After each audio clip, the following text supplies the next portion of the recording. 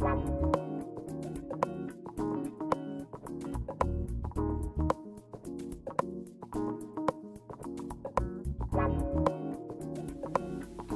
Sie sich auch schon einmal gefragt, wie Sie die Glasscheibe von Ihrer Kamintür in kürzester Zeit total vom Ruß befreien, ohne die Scheibe zu zerkratzen und ohne teure und sehr aggressive Reinigungsmittel zu verwenden?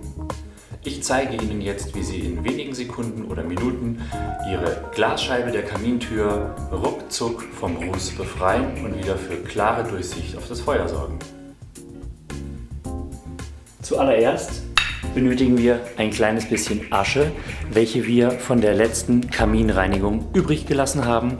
Wir können aber auch die Asche nehmen, die im Kamin liegt. Dies geht natürlich auch. Etwas Wasser benötigen wir.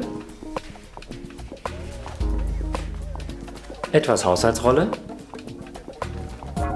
Wenn Sie sich nicht die Finger schmutzig machen wollen, Handschuhe.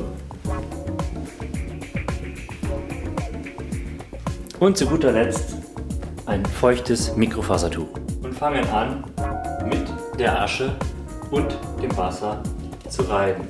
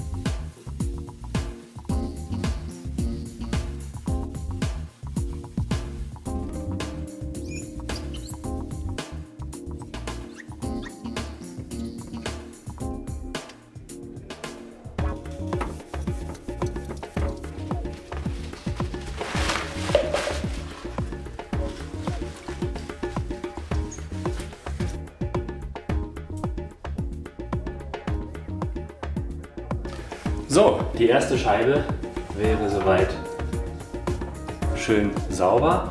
Man kann den Lappen sogar durch die Scheibe hindurch sehen.